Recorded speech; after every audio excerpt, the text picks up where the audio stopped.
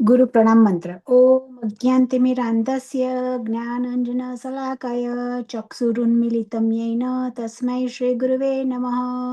हे कृष्ण करुणा सिन्धु दीनबन्धु जगत्पते गोपीश गोपिकान्त राधाकान्त नमोस्तुते। तप्त कंचन गौरांगी राधे वृन्दावनेश्वरी वृषभानुसुतदेवी प्रणमामि हरे प्रिये। वाञ्छाकल्पतरुभ्यश्च कृपा सिन्धुभ्येव च पतितनाम पावनेभ्यो वैष्णवेभ्यो नमो नमः। नमो महावदन्याय कृष्णप्रेम प्रदायते कृष्णाय कृष्णचैतन्ये नाम्ने घोरतविसे नमः। नमा ॐ विष्णुपादाय कृष्णपृष्ठाय भूतले श्रीमति भक्ति वेदान्त स्वामी इति नामिने। नमस्ते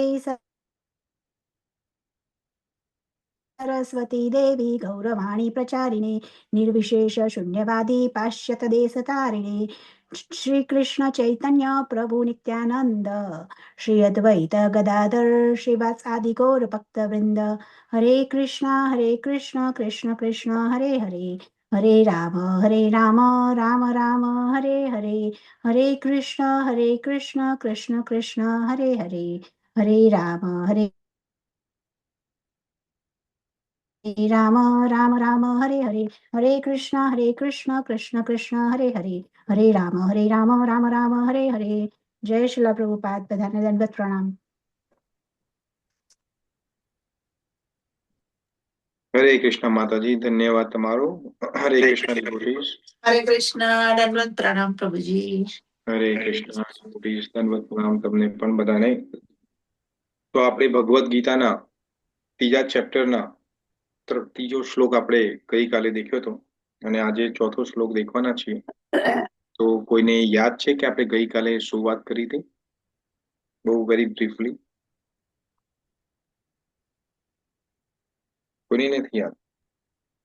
આપણે પ્રભુજી વિશ્વાસ નિષ્ઠા પછી માન્યતા અને શ્રદ્ધા એ ચાર વિશે વાત કરી હતી અને ભક્તિ યોગ કર્મયોગ અને કર્મયોગ અને જ્ઞાન યોગ વિશે પણ વાત કરી હતી। બીજું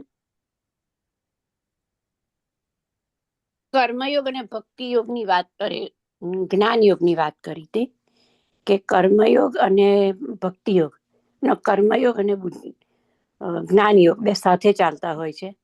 એકલો કર્મયોગી કામ ના કરી શકે અને એકલો કર્મયોગી હોય તે પણ કામ ના કરી શકે। જ્ઞાની હોય એની પાસે એ કર્મ કરે તો જ એને સફળતા મળે અને કર્મ કરનાર માણસ પાસે જ્ઞાન હોય તો એને સફળતા મળે।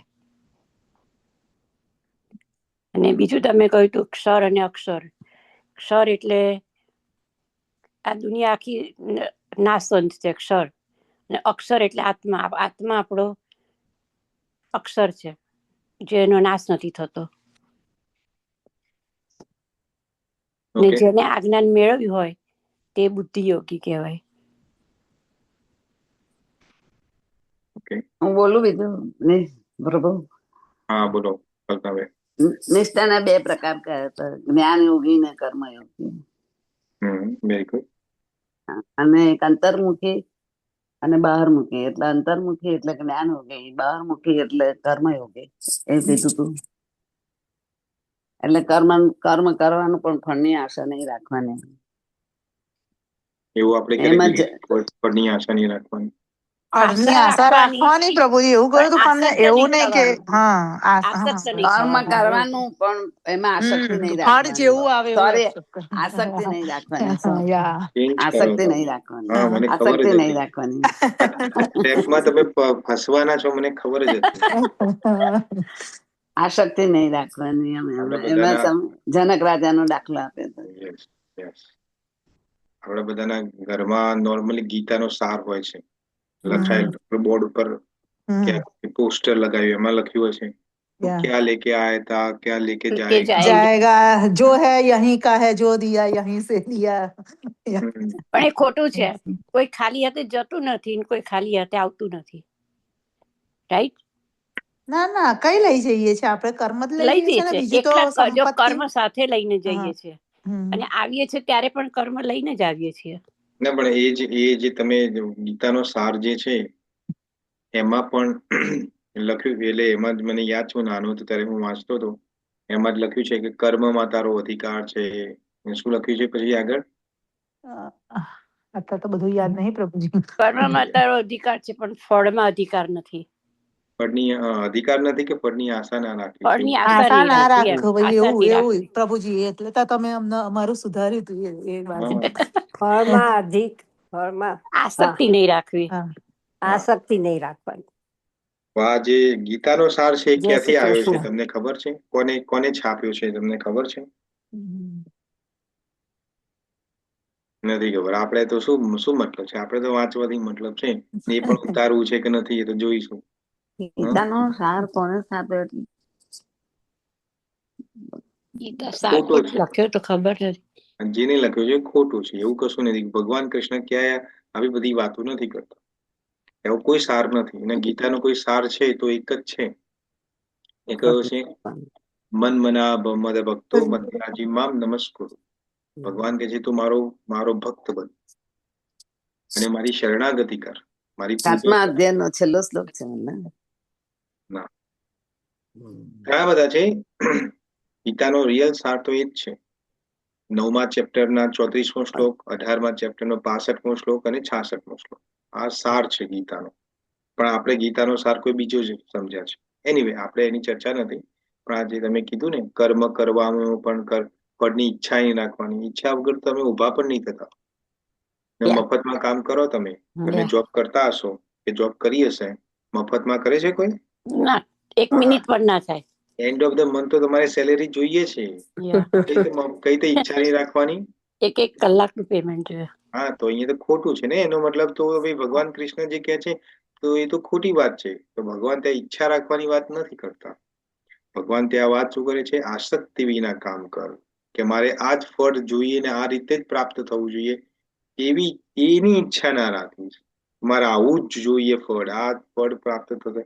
તો અહીંયા થોડું ચેન્જ છે. એટલે આસક્તિ, કર્મમાં તારો અધિકાર છે પણ ફળમાં આસક્તિ નથી રાખવાની.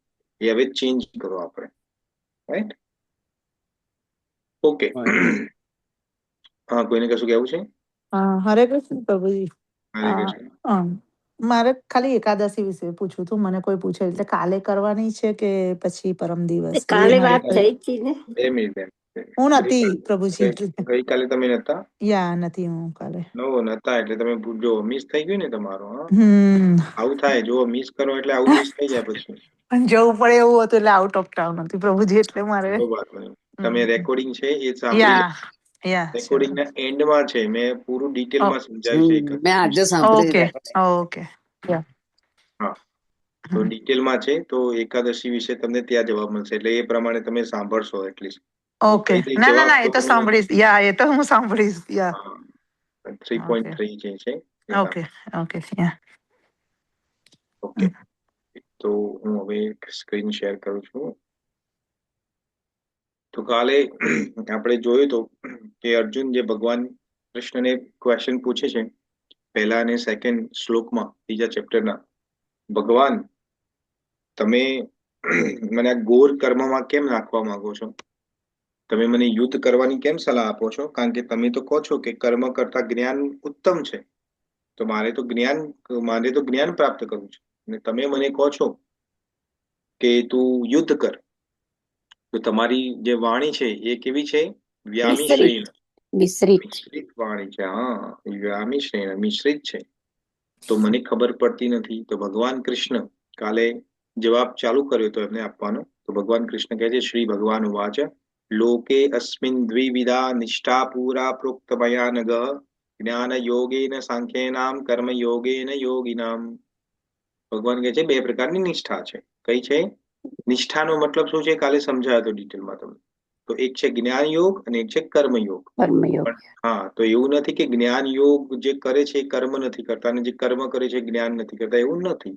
આપણે કાલે તમને એક્ઝામ્પલ આપી સાથે સમજાવ્યા હતા કે જેમ પક્ષી છે તો પક્ષી ખાલી એક પંખથી ના ઉડી શકે, એને 2 પંખ જોઈએ ઉડવા માટે. રાઈટ? તો આજે ભગવાન કન્ટિન્યુ કરવાના છે. તો આજનો શ્લોક આપણે જોઈએ, જે છે 4થો શ્લોક. ત્યાં ભગવાન શું કહેવાના છે એ આપણે જોઈએ. ઓમ અજ્ઞાનતિમિરન્ધસ્ય જ્ઞાનાંજનશલાકયા ચક્ષુરુન્મિલિतं येन તસ્मै શ્રી ગુરુવે નમઃ. જગતગુરુ શ્રી પ્રભુપાદ કી જય. Bhagavad Gita as it is કી જય. વૈષ્ણવ કી જય. હરે કૃષ્ણ. તો શ્લોક તમારા સ્ક્રીન ઉપર છે. ભગવાન કહે છે 4થા શ્લોકમાં, કે છે ન કર્મણામ અનારંભમ નૈષ્કર્મણ્યમ પુરુષો અનુષ્યતે ન ચ સંન્યાસનાદ એવ સિદ્ધિમ સમાધિ ગચ્છતિ. ફરીથી હું રિસાઇટ કરું છું. ભગવાન કૃષ્ણ કહે છે ન કર્મણામ અનારંભાન નૈષ્કર્મણ્યમ પુરુષો અનુષ્યતે ન ચ સંન્યાસનાદ એવ સિદ્ધિમ સમાધિ અધિગચ્છતિ. હવે કોઈને રિસાઇટેશન કરવું હોય તો કરી શકો છો. હરે કૃષ્ણ. કોઈને કરવું છે? હું કરી શકું છું પ્રભુ. હા, કરો કરો માતાજી. હરે કૃષ્ણ. હરે કૃષ્ણ. અમારો અવાજ સારો નથી પણ હું ટ્રાય કરું છું. No problem. ન કર્મણામનારભા નૈષ્કર્મ્ય પુરુષો શ્રુતે ન ચ સંન્યસનાદેવ સિદ્ધિમ સમધિગચ્છતિ. Very good try. Yes. Okay, બીજા કોઈ? કરો. હા, કરો. ન કર્મણામ અનારંભ અનૈષ્કર્મ પુરુષો અનુસ્તતે ન ચ સંન્યાસન દેવ સિદ્ધિ સમાધિ ગચ્છતિ. ન કર્મણામ અનારંભાન નૈષ્કર્મણ્યમ પુરુષો અનુષ્યતે ન ચ સંન્યાસાદ એવ સિદ્ધિમ સમાધિ ગચ્છતિ. ઓકે, બીજા કોઈ? કર્મણામ અનાર. હું બોલું. હા હા, તમે. ન કર્મણામ મનારભા નિષ્કર્મર્ય પુરુષો અશ્નુતે ન ચ સંન્યાસદેવ સિદ્ધિ સમધિ ગચ્છતિ. Very good. ઓકે, બીજા કોઈ? લાસ્ટ. હું કરું પ્રભુજી? હા, પ્લીઝ. ન કર્મણામ અનારંભત નૈષ્કર્મય પુરુષો શ્રુતે ન ચ સંન્યસ્નાત દેવ સિદ્ધિ સમાધિ અધિગચ્છતિ. Very good. તો એક એક શબ્દને આપણે પ્રોનાઉન્સ કરવાનો છે અને ધીમે ધીમે જવાનું છે. ન કર્મણામ અનારંભાન નૈષ્કર્મણ્યમ પુરુષો અનુષ્યતે ન ચ સંન્યાદ અનાદ એવ. એવ છે, અહીંયા દેવ લખ્યું છે પણ એવ છે. એવ સિદ્ધિમ સમાધિ ગચ્છતિ. Very good. ઓકે, તો હવે આપણે આનો અનુવાદ. પ્રભુજી, આ સંન્યાસ એવા ફરીથી પ્રોનાઉન્સ કરજો. ઓકે, સંન્યાસ. આ બીજું પદ છે એ રહ્યું. હા, હા, તો ન ચ સંન્યાદનાદ. આ જે સંન્યાદ જે છે ને, જુઓ તમે, આ થોડું સંસ્કૃતમાં છે ને સંધિ છે. તો અહીંયા છે, જુઓ. હવે આમાં નથી દેખાતું પણ અહીંયા જો આ જે છે ને, તો અહીંયા કે છે. હા, તો અહીંયા છે આ સ છે, આ ન અડધો છે. જુઓ, આ જે સ છે ને, ન અડધો. સંન્યદ. આ સ ન સાથે ય જોડાયેલો છે.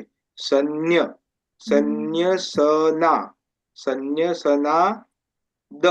અને દ ઉપર આ દ ઉપર જે રેફ છે એ કેમ રેફ છે? કારણ કે આ તમે એવ ઈ એ આપણે એ કહીએ છીએ ને, એનો રેફ છે. તો દ જે છે ને અડધો છે. તો એવું કહેવાય છે, એવું સંધિનો એક રૂલ છે કે જ્યારે કોઈ વાવલ હોય, વાવલ એટલે આ ઈ ઉ જે હોય, એની આગળ જે કોઈ કોન્સોનન્ટ આવે, વ્યંજન, એ પણ અડધો હોય તો એ વાવલ છે એને પૂરો કરી દે છે. તો કઈ રીતે કરી દે છે? તો દ છે અડધો છે, પણ એના પછી શું આવે છે? એવ. એવ એટલે જેમ, કેવળ. Like this. તો આજે જેમ કે એક્ઝામ્પલ અહીંયા સમજવાનું છે, અહીંયાથી સમજો તમે. આ સંન્યાદ જોવો છો આ તમે અહીંયા? યા હા, તો અહીંયા ત જે છે એ અડધો છે, જો હલંત છે. અડધો કઈ રીતે ખબર પડે? કોન્સોનન્ટ, જે કોન્સોનન્ટ જેને કહેવાય આપણે ક, ખ, ગ, ગ, એ બધા કોન્સોનન્ટ કહેવાય, રાઈટ? વ્યંજન. તો વ્યંજન હંમેશા અડધા હોય, દે આર હાફ. પણ એને પૂરો કોણ કરે? એને પૂરા કરે વાવલ, જેને સ્વર કહેવાય છે. તો સ્વર કેવા છે? અ, આ, ઈ, ઉ. જેમ ઇંગ્લિશમાં એ, ઈ, આઈ, ઓ, યુ છે ને? હા, તો એમાં સંસ્કૃત, હિન્દી, ગુજરાતીમાં સ્વર છે અ, આ, ઈ, ઉ, એ, ઔ, બધા સ્વર કહેવાય. તો જ્યારે સ્વર જે આ ત પછી સ્વર કેવો આવે છે? એ આવે છે. તો એ જે છે આ અ છે, તો અ એ તને પૂરો કરે છે અને એના ઉપર રેફ છે એ ત ઉપર રેફ થઈ જાય છે. એટલે અહીંયા દેખો, અહીંયા તમને શું દેખાય છે? સન્ય સનાદ. અહીંયા તમે જોશો તો અહીંયા એનું ઉચ્ચારણ શું છે? સન્ય સનાદ દેવ એવું તમને લાગે, પણ દેવ નથી, સન્ય સનાદ એવ. કારણ કે દેવનો મતલબ જુદો થઈ જશે ને એવનો મતલબ જુદો છે. છે ન ચ સન્ય સનાદ એવ. આપણે વાત કરીશું એની, કેમ એવું છે. હવે દેવ મૂકીશું તો દેવમાં શું ફરક થઈ જશે એ જોઈશું હમણાં. એ બહુ ટેકનિકલ વસ્તુ છે આ બધું. તો શું કે છે? ન ચ સન્ય સનાદ એવ સિદ્ધિમ. આ દ ઉપર જે મીંડું છે એ છે મ. સિદ્ધિમ. હા, સિદ્ધિમ. હા, સો ન ચ સન્ય સનાદ એવ સિદ્ધિમ સમાધિ ગચ્છતિ. અચ્છા, સમજ્યા રિદ્ધિ માતાજી? તમારો થેન્ક યુ ક્વેશ્ચન, પ્રભુજી. રાઈટ? હા પ્રભુજી, સમજ્યા. Okay, very good. હા, ઓકે, મારો છે તો. ઓકે. તો હવે કોઈને અનુવાદ અને ભાવાર્થ વાંચવો છે? હું વાંચું. હા પ્લીઝ. ઇન્દુબેન, તમે કાલે વાંચ્યો તો હવે બીજા કોઈને આજે આપીએ. હા, જરૂર જરૂર. હા, કોઈ બીજાને? હું વાંચું પ્રભુ? હા, તમે કલ્પનાબેન તમે વાંચો. ઓકે, હરે કૃષ્ણ. વાંચું બરાબર ને? ઓકે, હરે કૃષ્ણ. હરે કૃષ્ણ, જય શ્રી કૃષ્ણ.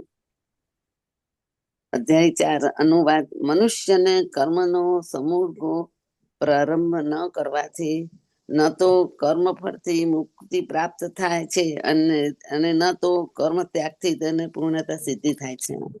ભાવાર્થ. ભૌતિકવાદી મનુષ્યોના હૃદયોને શુદ્ધ કરવા માટે જે કર્મો નિયત કરવામાં આવેલા છે તેના આચરણ દ્વારા શુદ્ધ થયેલ મનુષ્ય જ સંન્યાસ ગ્રહણ કરી શકે છે. શુદ્ધિ વિના અનાયાસે સંન્યાસ ગ્રહણ કરવાથી સફળતા મળી શકતી નથી.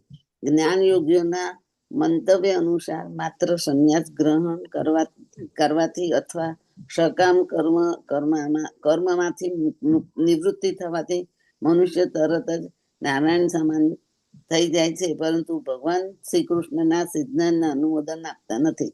હૃદયની શુદ્ધિ વિથાયા વિના ગ્રહણ કરેલો સંન્યાસ સામાજિક વ્યવસાયમાં કેવળ ઉપદ્રવ રૂપ નીવડે છે. બીજી બાજુએ જો કોઈ મનુષ્ય નિયત કર્મો ન કરવા છતાં ભગવાનની દિવ્ય સેવા કરવા માંડે છે તો તે એ માર્ગમાં જે કઈ ઉન્નતિ કરે તેનો ભગવાન સ્વીકાર કરે છે. એટલે બુદ્ધિયોગ. સ્વલ્પમ અપશ્ય ધર્મસ્ય ત્રાયતે મહતો ભયાત. આવા સિદ્ધાંતનું અલ્પ આચરણ પણ મનુષ્યને મોટી મુશ્કેલીઓમાંથી પાર ઉતારવામાં સહાયક થાય છે. જય શ્રી કૃષ્ણ. હરે કૃષ્ણ. હરે કૃષ્ણ. જય શ્રી કૃષ્ણ. થેન્ક યુ કલ્પનાબેન. હરે કૃષ્ણ. તો હવે આપણે આ જે શ્લોક છે એને પેલા શબ્દશઃ સમજીએ અને પછી આપણે એને ટોટાલિટીમાં સમજીએ કે ભગવાન કૃષ્ણ અહીંયા આપણને શું કહેવા માંગે છે, શું સમજાવવા માંગે છે. તો ભગવાન અહીંયા કે છે ન ચ કર્મણામ અનારંભાન. એટલે શું? ન એટલે નથી. નથી આપણે ગુજરાતીમાં કહીએ ને, નથી, નહીં. કે નહીં કર્મણામ. કર્મ, આપણે જે કર્મ કરીએ છીએ, જે નિયત કર્મ, આપણી ફરજો જે બજાવીએ છીએ, આપણે જે રોજ જે કર્મો કરીએ છીએ એની વાત કરે છે. તો કે નહીં કર્મોમાં કે કર્મોના અનારંભાન. અનારંભાન એટલે આરંભ ના કરવો. અનારંભાન, આપણે આરંભ કરવો કે ના કરવો કહીએ ને આપણે, હું આનો આરંભ શરૂઆત નહીં કરું, સ્ટાર્ટ નહીં કરું. નહીં એટલે શું કે છે? નહીં કર્મણામ અનારંભાન નૈષ્કર્મણ્યમ. નૈષ્કર્મણ્યમ નો મતલબ શું થાય? કે કર્મમાંથી મુક્તિ. કર્મમાંથી મુક્તિ. પુરુષ પુરુષ એટલે મનુષ્ય, અને શું કે અશ્રુતે પામે છે. તો આનો પહેલો જે પદ છે એનો શું મતલબ થાય ટોટાલિટીમાં જોઈએ તો કે અમુક પદ આપણે કહીએ કે અચ્છા એવું છે, જેમ કાલે કર્મયોગ ને જ્ઞાન યોગની વાત કરી, તો અર્જુન એવું કે ભગવાન તો બી મારે કર્મ જ નથી કરવું. તો ભગવાન કે છે ના, ભગવાન એ શું કે છે, કર્મોના આરંભ ના કરવાથી કર્મમાંથી મુક્તિ તને પ્રાપ્ત નહીં થાય. અમુક વખતે આપણે થાય કે ભાઈ કર્મ કરવાથી જો પાપ જ લાગતું હોય તો શું કામ કર્મ કરવું, છોડો ને, નથી જ કરવું. તો ભગવાન કૃષ્ણ અહીંયા સમજાવે છે આપણને, શું સમજાવે છે કે કર્મ ના કરવાથી તને મુક્તિ નહીં થાય. જો 47મો શ્લોક જે છે, મેં જયારે સમજાવ્યો તો તમને ત્યારે પણ સમજાતો, સેકન્ડ ચેપ્ટરનો 47મો શ્લોક, એમાં ભગવાન બહુ ક્લિયર વાત કરે છે, કર્મણ્ય વાધિકારસ્તે મા ફલેશુ કદાચન મા કર્મફલ હેતુર્ભુ માર્તે સંગોસ્ત્વા અકર્મણી. જો ચોથું પદ જે છે માર્તે સંગોસ્ત્વા અકર્મણી, એમાં ભગવાન કહે છે કે અકર્મ એટલે જેમાં કર્મ નથી કરવું એમાં પણ તારો સંગ ના હોવો જોઈએ. કેમ? કારણ કે એ વખતે મેં એક્ઝામ્પલ આપ્યું હતું. શું એક્ઝામ્પલ આપ્યું હતું? ક્રિકેટનું એક્ઝામ્પલ આપ્યું હતું કે બોલર હોય, બોલ નાખે તો તમારા એઝ અ બેટ્સમેન તરીકે તમારા જોડે બહુ ઓપ્શન છે કે એક તો તમે બોલને ડિફેન્સ કરો, એટલે પ્લે આમ કરો ને, રોકી દો બેટ વડે. પછી શું કરો? કાં તો છોડી દો બોલને, જવા દો કે મારે રમવું જ નથી એને, જવા દો, ઓકે. પછી શોટ મારો તમે, તો શોટમાં તમે હવામાં શોટ મારી શકો છો કે ગ્રાઉન્ડ શોટમાં. તો આ 4-5 ઓપ્શન છે તમારી જોડે. હવે માની લો જે બોલ જે છે એ તમારા સ્ટમ્પ ઉપર જે બોલિંગ કરી, એને સ્ટમ્પ ઉપર બોલિંગ કરી, હવે તમે કહો છો ને અમારે રમવું જ નથી, તો શું થશે? સ્ટમ્પ ઉડી જશે, બોલ્ડ થઈ જશો, આઉટ થઈ જશો. તમે આઉટ થઈ જશો નો મતલબ શું છે કે હવે તમે you have to go back to pavilion, કારણ કે હવે તમારો ઓપ્શન નથી. હવે યુ કેન નોટ સે ભાઈ મેં કર્મ નથી કર્યું એટલે હું આઉટ ના ગણાવું. You can not say that. તમે ચોઈસ કરી છે કે મારે બોલ નથી રમવો, તમે તમારું ડિસિઝન લીધું છે. હવે બોલ સ્ટમ્પને ટચ થઈ જાય છે તો તમે આઉટ છો. એ જે ક્રિકેટના નિયમ છે તમને બધાને ખબર જ હશે, રાઈટ? તો અહીંયા ભગવાન એવું કહે છે કે નહીં, કર્મોનો આરંભ ન કરવાથી કર્મોમાં મુક્તિ નહીં પ્રાપ્ત થાય. આપણે એવું થાય કે અમારે કર્મો જ નથી કરવા, તો ભગવાન કહે એવું નહીં થાય.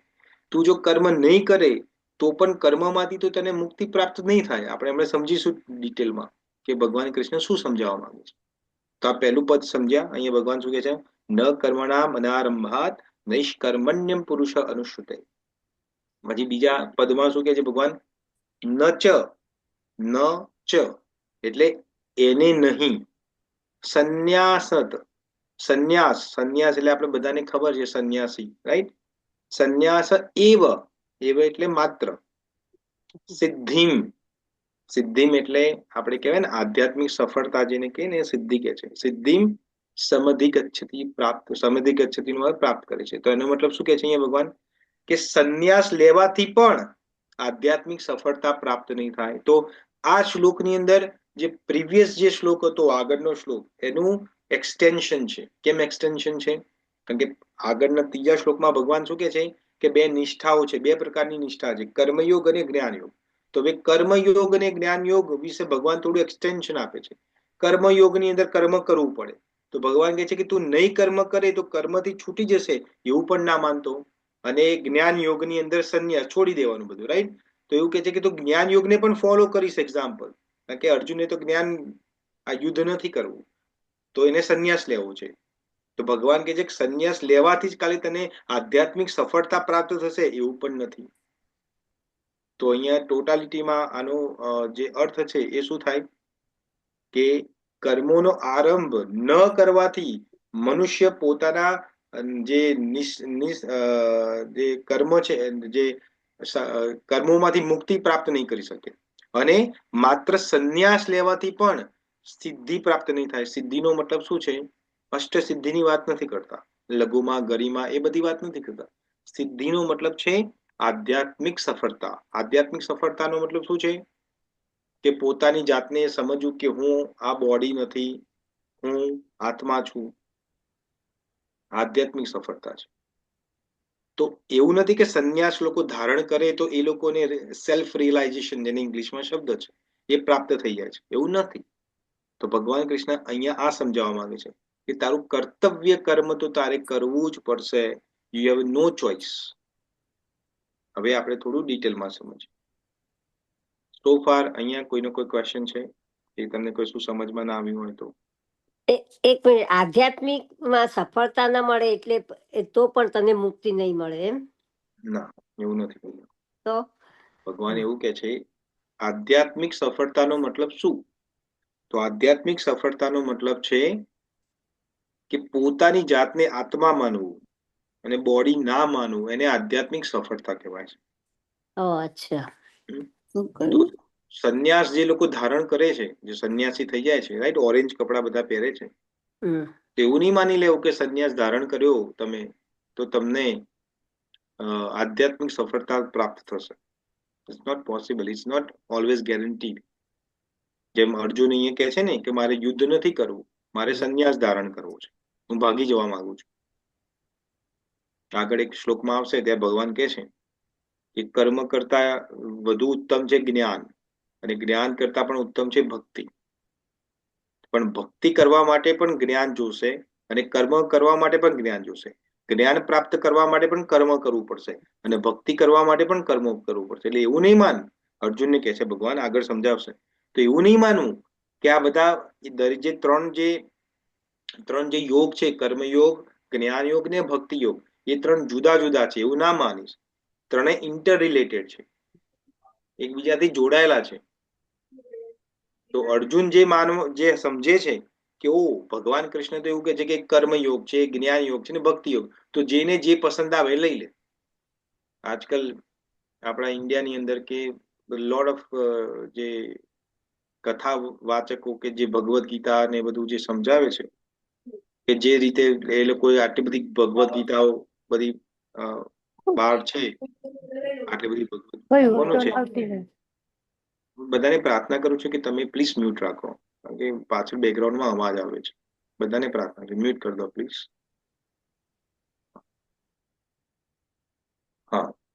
તો ભગવદ્ ગીતા, આટલી બધી ભગવદ્ ગીતાઓ છે માર્કેટમાં, રાઈટ? તો કોઈ ભગવદ્ ગીતાની અંદર કોઈએ જ્ઞાન યોગની પ્રશંસા કરી છે કે ભાઈ જ્ઞાન યોગ જ ઉત્તમ છે, ભગવાને આત્માનું જ્ઞાન આપ્યું છે એ જ ઉત્તમ છે. કોઈ કર્મ યોગ વિશે વાત કરી છે કે કર્મ યોગની જ વાત કરી છે, ભગવાન કૃષ્ણ કર્મ જ કરવાનું કહે છે.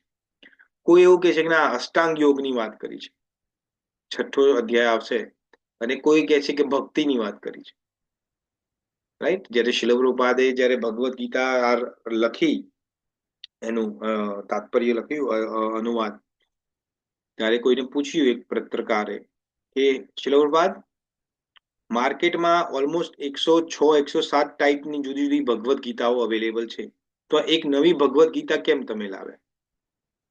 તો શિલ પ્રભુપાદે કીધું કારણ કે માર્કેટમાં જે ભગવદ્ ગીતા છે એ લોકોના અનુવાદ કરેલી છે, અને મેં જે ભગવદ્ ગીતા લખી છે એ કેવી છે? એઝ ઇટ ઇઝ છે, એઝ ઇટ ઇઝ. એટલે તમે જોજો ભગવદ્ ગીતાને શું લખ્યું છે, આપણું ટાઇટલ જે ભગવદ્ ગીતાનું તમારા ઘરે હોય તો જોજો, એમાં લખ્યું છે Bhagavad Gita as it is. As it is નો મતલબ એના મૂળ રૂપમાં. તો આપણે એને કઈ રીતે ખબર પડે કે મૂળ રૂપમાં છે? શિલ પ્રભુપાદ ખુદ કહેતા હતા કે આ ભગવદ્ ગીતા હું ખુદ મારી લખેલી હું ખુદ વાંચું છું. તો એમના જે ડિસાઇપલો છે એ બધા પૂછે, એ શિલ પ્રભુપાદ તમે તમારી ભગવદ્ ગીતા કેમ વાંચો છો? તો શિલ પ્રભુપાદ કહે છે કે કારણ કે આ ભગવદ્ ગીતા મેં લખી જ નથી ને. કે તમે નથી લખી? કોની લખી છે? તો કહે છે કે જયારે હું ભગવદ્ ગીતા લખવા બેસું છું ને, એટલે અનુવાદ શ્લોકો તો છે જ પહેલાથી, તો મને ભગવાન કૃષ્ણ સમજાવે છે કે આમાં આ લખ. તો સ્વયં ભગવાન કૃષ્ણ મારી જોડે લખાવે છે આ વસ્તુ. આ બહુ સિક્રેટ વાત છે, પણ એક વખતે શિલ પ્રભુપાદ એમના ડિસાઇપલ સાથે બેઠા હતા બધા, અને શિલ પ્રભુપાદ આમ જ તો બોલી ગયા કે મારે તો આ સંસારમાં આવું જ નહોતું. વાતમાંથી વાત નીકળે ને, કેમ? કારણ કે એ તો સિદ્ધ ભગવાન જે શિલ પ્રભુપાદ છે એ તો મંજરી છે, એ તો ગોલોક વૃંદાવન થી આવ્યા છે, ઉપર જે ભગવાનનું ધામ છે ત્યાંથી આવ્યા છે. તો કે મારે તો અહીંયા આવું જ નહોતું, તો મને કૃષ્ણએ મોકલ્યો. તો કૃષ્ણ કહે છે તમે જાઓ, તમે નીચે જાઓ ધરાલોકમાં. તો શિલ પ્રભુપાદ કે કેમ? મારે ક્યાં જવાની જરૂર છે? તમે તો જઈને આવ્યા છો હમણાં. હમણાં એટલે આપણા 5000 વર્ષ છે, 5200 વર્ષ થાય ભગવાન કૃષ્ણને ગયા. પણ ત્યાંનો ટાઈમ જોવા જઈએ તો ત્યાંનો તો સેકન્ડ છે, આમ just snip of the time. તો શિલ પ્રભુપાદ કહે છે તમે હમણાં તો જઈને આવ્યા છો ધરતી લોકો પર, મારે ક્યાં જવાની જરૂર છે? તો ભગવાન કૃષ્ણ કહે છે શિલોપાદને કે હું ઈચ્છું છું કે તમે જે અત્યારે આ સંસારમાં જેટલી ભગવદ્ ગીતાઓ જે મારું જે મેં જે જ્ઞાન આપ્યું હતું એ પ્રોપર તરીકે કોઈને એને દર્શિત નથી કર્યું, પ્રોપર તરીકે કોઈને સમજાયું નથી. હું જે કહેવા માંગુ છું ને એ છે જ નહીં. કોઈ બીજી રીતે જ લોકોએ પોતપોતાના મેન્ટલ કન્કોક્શન પોતાના મનમાં જે રીતે સમજ્યા, જેમ આપણે એક ઉદાહરણ છે ને કે 3 આંધળાઓ હોય છે અને હાથીને દેખે છે, દેખે એટલે ટચ કરીને જોવે છે. તો કોઈ સૂંઠને ટચ કરે છે તો કે હાથી કેવો છે, તો કે હાથીને સૂંઠ છે, સૂંઠ વાળો હાથી છે. કોઈ કાનને ટચ કરે છે, હાથી કેવો છે, તો મોટા કાન વાળો છે. પણ ટોટાલિટીમાં નથી દેખતો હાથી કેવો છે. હાથીના કાન પણ છે, હાથીની સૂંઢ પણ છે, હાથીની પૂંછડી પણ છે, પણ જેને જે રીતે ટચ કર્યું એને એ રીતે ખબર પડી. તો ભગવાન કૃષ્ણએ શિલ પ્રભુપાદને મોકલ્યા છે. તો શિલ પ્રભુપાદ કહે છે કે હું પણ શું લખીશ? તો ભગવાન કૃષ્ણ કહે તું ચિંતા ના કરીશ, તું લખવાનું ચાલુ કર, હું તને અનુવાદ લખાઈશ, હું તને એની કોમેન્ટ્રી લખાઈશ. તો કોમેન્ટ્રી પણ આજે આપણે જે વાંચીએ છીએ કોમેન્ટ્રી એ કોઈ સંન્યાસીએ નથી લખી, સ્વયં ભગવાન કૃષ્ણએ લખાય છે. એટલા માટે તમે આખા જે ભગવદ્ ગીતા છે એમાં બધી જગ્યાએ કૃષ્ણ ભાવનામૃત, ગુજરાતીમાં કૃષ્ણ ભાવનામૃત, ઇંગ્લિશમાં કૃષ્ણ કોન્શિયસનેસ. તમે વારંવાર એ શબ્દનો પ્રયોગ તમે જોશો. આ કૃષ્ણા કોન્શિયસનેસ પણ કોઈ શબ્દ કંકોક્ટેડ નથી. તમને લાગે કે આ શિલ પ્રભુપાદે બનાવ્યો છે. આ વેદનો એક મંત્ર છે એમાંથી લીધેલો છે શબ્દ. આપણે એમાં જવું નથી, આપણે આ નહીં તો આ શ્લોક રહી જશે. તો કહેવાનો મતલબ શું છે અહીંયા કે ભગવદ્ ગીતાની અંદર કર્મયોગ, જ્ઞાનયોગ અને ભક્તિ યોગ એ જુદા જુદા નથી. આ બધા અંદર ઇન્ટર રિલેટેડ છે. ખબર પડી? જેમ આપણે 10મા બોર્ડનું એક્ઝામનું રિઝલ્ટ આવે તો એ રિઝલ્ટમાંની અંદર માન લો કે તમારા સબ્જેક્ટ હોય mathematics, science, English, social studies, આ બધા હોય, રાઈટ? તો એ બધા ભેગા થઈને માર્ક્સ તમારા પર્સન્ટેજ ગણાય કે ખાલી તમારા એક સબ્જેક્ટના જ પર્સન્ટેજ ગણાય? કયા ગણાય?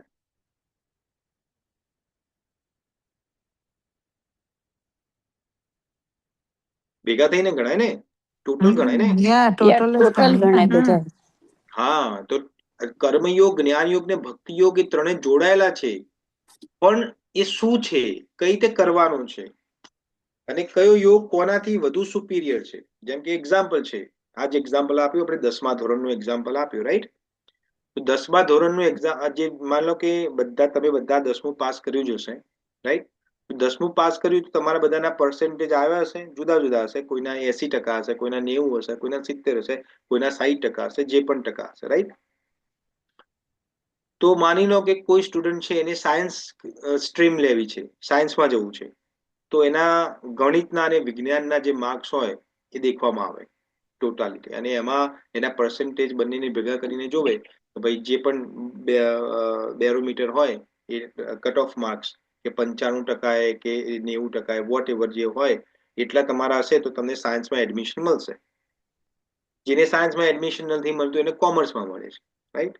અને કોમર્સમાં નથી મળતું એને પછી તો આર્ટ્સ છે જ આપણું. આ તમે આપણા ઇન્ડિયાની વાત કરી ને, અમેરિકાની વાત નથી કરતા. અમેરિકામાં તો એજ્યુકેશન સિસ્ટમ ખબર જ નથી આવતી કે શું છે. એની આપણે છોડ, આપણે ઇન્ડિયામાં ભણેલા છે તો ઇન્ડિયાની વાત કરીએ, રાઈટ? આવું છે ને, આ તમે બધા આ રીતે ભણેલા જ હશો, રાઈટ? તો હા, તો કહેવાનો મતલબ છે કે ટોપ ક્રીમ જે છે, ટોપ ક્રીમ એ શું છે?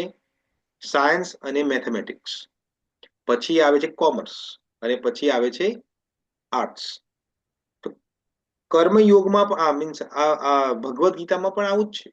સમજવાની વાત કરું છું, થોડું તમને એક બેઝિક રીતે સમજવાની વાત સમજાવું છું કે કર્મયોગ છે એ આર્ટ્સ છે, આર્ટ્સ. પછી જ્ઞાન યોગ છે એ કોમર્સ છે અને ભક્તિ યોગ છે એ સાયન્સ ગ્રેડ છે. સમજવાની વાત છે, not exactly it is but just to understand. કેમ? કારણ કે જે સાયન્સમાં હોય ને આપણે એને સુપીરિયર ગણીએ છીએ. કેમ સુપીરિયર ગણીએ છીએ? કારણ કે ભાઈ હોશિયાર હોય તો જ ગણિતમાં અને વિજ્ઞાનમાં સારા માર્ક્સ લાવ્યો હોય ને, રહ્યો હોશિયાર હોય તો, અને એટલે તો સાયન્સમાં ગયો હોય, રાઈટ? તો ભક્તિ યોગ છે એ બધાથી સુપીરિયર છે. પણ ભક્તિ યોગ કરવા માટે જ્ઞાન અને વૈરાગ્યની જરૂર પડે છે. તો ભક્તિ યોગ પોતાની જાતે itself is not stand alone, કે ના તો જ્ઞાન પોતાનું સ્ટેન્ડ અલોન છે. કોઈ એવું કહે ના ભાઈ હું તો જ્ઞાન પ્રાપ્ત કરીશ, મારે ભક્તિ અને કર્મ નથી કરવું, તો એ પોસિબલ નથી. કેમ કે જ્ઞાન પ્રાપ્ત કરવા માટે પણ કર્મ કરવું પડશે. સમજ્યા? આ તમને એક બેઝિક અન્ડરસ્ટેન્ડિંગ આપી. હવે આપણે આજનો શ્લોક સમજવાનો પ્રયત્ન કરીએ. તો ફરીથી સમજીએ આ શ્લોકમાં ભગવાન કૃષ્ણ શું સમજાવવા માંગે છે. તો ભગવાન કૃષ્ણ કહે છે કે કર્મનો આરંભ ન કરવાથી તારા જે નિહિત કર્મ, જે નિહિત કર્તવ્યો છે એમાંથી તું છુટ્ટી પ્રાપ્ત નહીં થાય. અને સંન્યાસ પ્રાપ્ત કરવાથી એટલે જ્ઞાન ખાલી લેવાથી તને સેલ્ફ રિયલાઇઝેશન પ્રાપ્ત નહીં થાય. સેલ્ફ રિયલાઇઝેશન મતલબ આત્મ સાક્ષાત્કાર. તો બંને કરવું પડશે સાયમિલ્ટેનિયસલી. હવે આને થોડું ડિટેલમાં સમજીએ કે અહીંયા ભગવાન કૃષ્ણ શું સમજાવવા માંગે છે. જો પહેલા આપણે કર્મ યોગની વાત કરીએ, કારણ કે બે યોગની વાત કરી છે, કર્મ અને જ્ઞાન. તો આપણે બંનેની સેપરેટલી વાત કરીએ. તો કર્મ યોગ જે છે કાલે તમને સમજાવ્યો તો બધાને. કર્મ યોગ એટલે શું? કોઈ કહેશે કર્મ યોગ એટલે શું? કર્મ યોગ કાલે સમજાવ્યું તો તમને?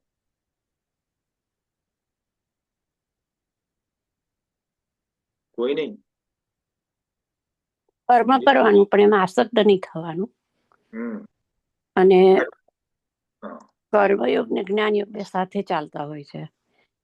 અને એનું ધ્યેય ફક્ત ભગવાન મેળવવાનું, ભગવાનની સમીપ જવાનું હોય છે. પ્રશ્ન પૂછ્યો તો મેં 1+1 કેટલા થાય, ને તમે તો 1 થી 100 ગણાઈ દીધા અમને. શું કરશો? સ્ટેપ બાય સ્ટેપ જવાનું છે આપણે. Okay, sorry. ના કોઈ વાંધો નહીં. તો હા, તો કર્મયોગ એટલે શું? કર્મ તો કર્મ છે જ. આપણે જે બધું કરીએ છીએ મન વચન અને કર્મ કહીએ એટલે મનથી કરીએ છીએ, વચનથી કરીએ છીએ, અને આપણે બોડીથી જે એક્શન બધા કરીએ છીએ અત્યારે પણ આપણે જે કરીએ છીએ કર્મ જ છે. કર્મ હમણાં આપણે 5મો શ્લોક કાલે લઈશું ત્યારે ત્યાં ભગવાન કહે છે કે એક એવો પણ ક્ષણ નથી જ્યાં કર્મ કર્યા વગર રહી શકીએ. ઊંઘતી વખતે પણ કર્મ ચાલુ છે, કારણ કે એ વખતે તમે વિચારો છો, નિંદ્રામાં છો, રાઈટ? એ કર્મ એ જુદું કર્મ છે, પણ કર્મ થઈ રહ્યું છે. તો કર્મ યોગનો મતલબ શું થાય? તો કર્મ છે, પણ યોગ જ્યારે જોડાય છે, યોગનો મતલબ છે, આપણે યોગનો એક્ઝામ્પલ આપ્યું, યોગ તમને સમજાવ્યું. યોગનો મતલબ શું થાય? યોગનો મતલબ છે જોડાવું. કોની જોડે જોડાવું? ભગવાન જોડે જોડાવું એને યોગ કહેવાય છે. તો કર્મને જ્યારે આપણે જોડી દઈએ છીએ કૃષ્ણ સાથે ત્યારે યોગ બની જાય છે. તો કૃષ્ણ જોડે જોડાવાનો મતલબ શું છે? કે કર્મ કરવાનું છે, પણ એનું જ્યારે ફળ આવે છે તો એમાં આસક્ત નથી થવાનું. આસક્તનો મતલબ છે કે એમાં મમતા નથી રાખવાની, રાગ દ્વેષ વગર, કામના નથી રાખવાની, રાગ દ્વેષ ઉત્પન્ન નથી થવાનું.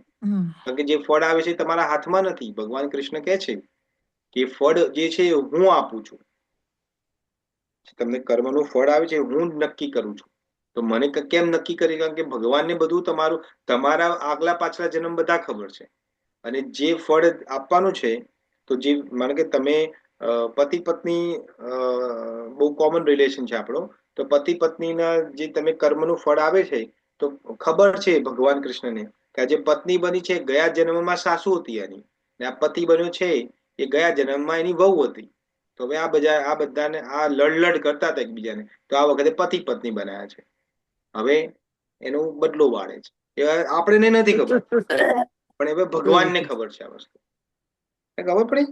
આ બધું જોડાયેલું છે. આપણે એવું લાગે આ પતિ પત્ની રોજ ઝઘડા કરે છે, પણ આપણે એને પૂર્વ જન્મ નથી ખબર. પૂર્વ જન્મમાં જે વધુ સહન કરતું હોય, રાઈટ? આ જન્મમાં માનો કે પતિ પત્ની હોય તો નોર્મલી પુરુષો બિચારા વધુ સહન કરતા હોય, એવું કે છે. હા, એવું કે છે. મને નથી ખબર, પણ એવું આજકાલનો જમાનો તો એવો જ મને દેખવા મળે છે. આજથી 50-100 વર્ષ પહેલાની વાત નથી કે એ વખતે બિચારી સ્ત્રીઓ સહન કરતી હતી, સાસુનું સહન કરતી હતી એ વખતે, રાઈટ? સાસુ બોસ વાળી હતી, એમ 5 વાગે ઉઠાડી દેતી હતી, રાઈટ? ને બધું કરતી હતી. મને ખબર છે, બધું જોયેલું છે, મેં જોયેલું છે બધું. પણ હવે વહુનો ટાઈમ આવી ગયો છે. હવે સાસુનો ટાઈમ નથી. અત્યારે સાસુઓ સેન્ડવિચ છે. હા, સાસુ સેન્ડવિચ નથી. સાસુ તો પેલી એ છે, સેન્ડવિચ પણ હારી હોય. સેન્ડવિચ તો ઉપયોગમાં આવે. સાસુ તો બિચારી, સાસુ તો કેવી છે, પેલા ખબર આપણે બટાકા છોલીએ, તો જે છાલ હોય ને, છાલ એ ફેંકી દઈએ આપણે. એ છાલ પ્રમાણે સાસુ થઈ ગઈ છે બિચારી, ના કામની ના કાજની. આજકાલ બહુનો જમાનો છે. નો વેલ્યુ. નો વેલ્યુ. તો બહુનો જમાનો છે.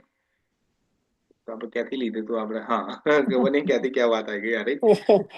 હા કર્મ કરવું, કર્મ જોડાવું, યોગ હા એટલે જોડાવું. જોડાવું, હા કર્મ સાથે. હા તો કહેવાનો મતલબ છે કે ભગવાન કૃષ્ણને ખબર છે કે આજે જેને વહુ બનાવી છે, અત્યારે જેનો પાબડ ચાલે છે, તો ગયા જન્મમાં કે ગયા ગયા જન્મોમાં તમે એ જે બની છે વહુ, એ જે અત્યારે ડોમિનેશન છે, એ કદાચ વહુ સાચુકલી છે ને તમે સાચુકલા સાસુ હશો અને તમારો પાવર ચાલતો હતો એ વખતે, તો તમે એને બિચારીને બરોબર દબાઈને રાખી હતી. તો આજે ભગવાન કે છે આવા તારો વારો જા. તો આ બધું એમને એમ નથી થતું, એના પાછળ કોઝ એની ઇફેક્ટ છે. તો ભગવાન કૃષ્ણ કહે છે કે મને ખબર છે કે આ કર્મનું ફળ કઈ રીતે પ્રાપ્ત થાય છે અને હું આપું છું. તો અહીંયા આપણે કર્મયોગમાં શું સમજવાનું છે કે જે પણ કર્મ કરીએ છીએ અને જે પણ ફળ પ્રાપ્ત થાય છે એમાં આસક્તિ એટલે મમતા નથી રાખવાની, રાગ નથી રાખવાનો, દ્વેષ નથી રાખવાનો. આ ત્રણ વસ્તુ તમે નહીં રાખો તો તમારું જે કર્મ છે એ શું થઈ જશે? પતી જશે, પૂરું થઈ જશે. માન લો કે આજથી 100 વર્ષ પહેલા તમે જે સાસુ છે એ સાસુ હતી ને વહુ હતી વહુ હતી. હવે જયારે સાસુ હતી, બની હતી સાસુ એ ટાઈમમાં, તો શું કરે? એને વહુને હેરાન કરે, વારંવાર ટોક કરે, વારંવાર પેલું એ કરે, રાઈટ? એને બિચારીને એના પિયરમાં ના જવા દે, કોઈ વખતે ફોન નતો તો પત્ર વ્યવહાર ના કરવા દે, કશું થઈ ગયું હોય એના પરિવારમાં, પિયરમાં, માન લો કે ભાઈને કશું થઈ ગયું ગમે તે પરિવારમાં, તો એને જોવા પણ ના જવા દે, એમ કરીને હેરાન કરે બેઝિકલી. હવે વહુ સાસુને હેરાન કરે છે, બરોબર ખાવાનું ના આપે, તમને ટાઈમ ઉપર જમવાનું ના આપે, બરોબર બધાની સામે દબડાવે, ઉતારી પાડે, તમને એક પેલું આપણે શું કહેવાય ગુજરાતીમાં લુગડું જે કપડું હોય ને સાફ કરીએ એના જેવું તમને રાખે. તો તમારે સમજી લેવું આ બધી વસ્તુ કે પૂર્વજન્મમાં તમે આ બધું દબડાઈ કરીને આવ્યા છો. હવે તમે મનની અંદર આ બધી ગાંઠો બાંધી નાખો કે આ બહુ આજકાલની આવી છે ભણેલી ગણેલી, તો બધાને ઘરમાં આ રીતે રાખે છે, રાઈટ? તો હવે તમે રાગ દ્વેષ મમતાથી તમે આ ફરીથી કર્મ બાંધો છો. એટલે હવે શું થશે? ફરીથી નવો તમારો જન્મ થશે ને ફરીથી તમારે સહન કરવું પડશે. તો જો તમારે વારંવાર સહન ના કરવું હોય તો અત્યારે સહન કરી લેજો. છો સાસુ તમને ના સારું, મીન્સ બહુ તમને સારું ના રાખતી હોય તો કોઈ નહીં, આપણે ભગવાન કૃષ્ણ કેમ થેન્ક યુ, આ મારું કર્મ અહીંયા પૂરું થાય છે. સમજ્યા? કે વાઇસ વર્સા. મને આજ બહુ ઓછું જોયેલું છે કે આજકાલ સાસુઓ પોતાની વહુને હેરાન કરતી હોય, એ બહુ ઓછું જોયું હશે, પણ કદાચ થતું હોય, કારણ કે આપણે બે પક્ષ સાચવવાના ને, રાઈટ? તો માન લો કે કોઈ સાસુ હોય વહુને બહુ હેરાન કરતી હોય, તો વહુને એવું સમજી લેવું કે ગયા જન્મમાં હું આની સાસુ હતી, મેં એને બહુ હેરાન કરી છે, તો હવે આજે મારે આ રીપે નો ટાઈમ છે, I need to pay my date. તમે ક્રેડિટ કાર્ડ વાપર્યા હશે ને, તમારા બધાને ક્રેડિટ કાર્ડ હશે જ, તો તમે ક્રેડિટ કાર્ડ વાપરો, પછી એનું સ્ટેટમેન્ટ ઘરે આવે અને સ્ટેટમેન્ટમાં લખ્યું હોય કે ભાઈ હવે આ 30 તારીખ પહેલા આટલું ભરી દેવું, નહીં તો ઇન્ટરેસ્ટ સાથે તમારે ચૂકવવું પડશે. તો હવે તમારે કઈ રીતે ચૂકવવું છે? તમારે 30 તારીખ પહેલા બેલેન્સ પૂરું કરી દેવું છે કે ઇન્ટરેસ્ટ સાથે ભરવો છે? જો ઇન્ટરેસ્ટ ભરવો હોય તો પછી જે તમારા ઉપર અત્યાચાર કરે છે એને શું સમજી લેવું? એને રાગ દ્વેષથી તમે બાંધો પછી કર્મ, તો ભાઈ ઇન્ટરેસ્ટ સાથે ભરજો તમે. તો ભાઈ ના ભરવું હોય તો એટલે એને સમજાવવાની વાત છે. આ તમને સમજાવું છું કે કર્મ યોગ કોને કહેવાય. આ યોગની વસ્તુ છે કે એને કૃષ્ણ જોડે જોડી દો કે ભગવાન થેન્ક યુ, તમે અમારું કર્મ પૂરું કરાવે છે. અમુક વખતે અમુકનું પર્સ, આટલા બધા લોકો હોય પણ અમુક લોકોનું જ પર્સ ચોરાઈ જાય કે પૈસા ચોરાઈ જાય. એક્ઝામ્પલ, કેમ આટલા બધા લોકો તમારું જ કેમ ચોરાઈ ગયું? કારણ કે તમારું કર્મનો ઉદય થયો છે. તમે ગયા જન્મમાં એ વ્યક્તિનું પૈસા ચોર્યા છે કે એને જે તમે કર્યું હોય, રાઈટ? તો એનો હિસાબ હવે ઉત્પન્ન થયો છે. તો હિસાબ ઉત્પન્ન થયો છે તો પછી એ વખતે બહુ ઉપર નીચે ના કરવું. હાય ભગવાન, જો આટલી બધી ભક્તિ કરું છું, રોજ ભગવદ્ ગીતાનો ક્લાસ સાંભળું છું, તો મારા ઘરમાં જ દુઃખ આવ્યું. તો ભાઈ તું તારા ઘરમાં દુઃખ આવ્યું તો આખા સંસારમાં દુઃખ છે, તને તારું દુઃખ વધુ લાગે છે. સંસારમાં એવો કયો પરિવાર છે, કયો વ્યક્તિ છે જેના જીવનમાં દુઃખ નથી? એક તો બતાવો. કોઈ નથી એવું. જે ભગવાનની ભક્તિ કરે છે એની વાત જુદી છે, પણ જે ભગવાનની ભક્તિ નથી કરતા, જે સંસારમાં રહે છે, એ બધાને દુઃખ છે. કોઈને વહેલું દુઃખ આવે છે, કોઈને મોડું દુઃખ આવે છે. દુઃખ તો આવે જ છે, સુખ પણ આવે છે, એને ટાઈમમાં આવે છે. તો કહેવાનો મતલબ શું છે? યોગ, કર્મ યોગનો મતલબ છે કે કર્મ કરવાનું, પણ એની જે ફળ આવે છે એમાં આસક્તિ નથી રાખવાની. આ બહુ સિમ્પલ વસ્તુ છે સમજવા. હવે જ્ઞાનની વાત કરીએ અને પછી આપણે ટોટાલિટીમાં બંને સમજીએ કે ભગવાન કૃષ્ણ શું સમજાવવા માંગે છે. હવે જ્ઞાન, નોર્મલી જ્ઞાન માટે શું કહેવામાં આવે છે? સંન્યાસી. આપણે સંન્યાસનું અહીંયા એક્ઝામ્પલ આપીશું, રાઈટ? પહેલા તો જ્ઞાન યોગ એટલે શું? કોઈ સમજાવશે જ્ઞાન યોગ એટલે શું તમારી સમજણ પ્રમાણે? જ્ઞાન યોગ એટલે શું? કોને જ્ઞાન યોગ કહેવાય? જ્ઞાન યોગ કોઈ નહીં. જે એટલે કર્મ કરવા માટેની માહિતી હોય આપણી પાસે. તમને માહિતી નથી તો પણ કર્મ કરો જ છો ને. નાનપણથી ક્યાં ભગવદ્ ગીતાનું અધ્યયન કર્યું છે તમે? સમજીને કર્મ કરવું, જ્ઞાન, થોડું જ્ઞાન એવી રીતનું સમજીને કર્મ કરવું એને જ્ઞાન યોગ કહેવાય. પ્રભુજી, એ પણ કહેવાય ને કે ઈશ્વર લાઈક કોણ છે ને શું કાર્ય કરે છે. ઓકે, બીજા કોઈ? કોઈ નહીં, આટલા બધામાંથી ખાલી 1-2 જણા જ. બીજા બધા સુવે છે કે શું? પ્રભુ, શાસ્ત્રોનું અધ્યયન કરીને જે જ્ઞાન પ્રાપ્ત કરીએ અને પછી એનાથી ભગવાનની ભક્તિ કરે એને જ્ઞાન યોગ કહેવાય. Sort of, not exactly, kind of. બીજા કોઈ? જે જ્ઞાનના માર્ગ ઉપર જઈને સચ્ચાઈ, એબ્સોલ્યુટ ટ્રુથ તરફ જાય, સીકર્સ બેઝિકલી, તો એમને જ્ઞાન યોગી કહેવાય, કારણ કે ઇન્ટેલિજન્સ ને નોલેજ થ્રુ એ અને જ્ઞાનનો માર્ગ એટલે શું? નોલેજનું, એબ્સોલ્યુટ નોલેજ. એબ્સોલ્યુટ અને એબ્સોલ્યુટ નોલેજ શું છે? એબ્સોલ્યુટ ટ્રુથ એકચ્યુઅલી તરફ જાય. એ શું છે પણ? ફાઇનલી તો ઇટ એન્ડ્સ અપ ઇન ભક્તિ ઓનલી. કારણ કે મિશ્રિત જવાબ છે ના. સારો ટ્રાય છે પણ જવાબ મિશ્રિત છે. ઓકે, બીજા કોઈ?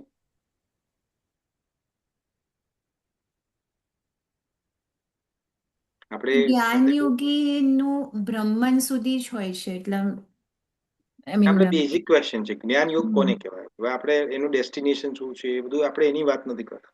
જ્ઞાન યોગ કોને કહેવાય? જ્ઞાન યોગનો મતલબ શું થાય? That's what I'm saying.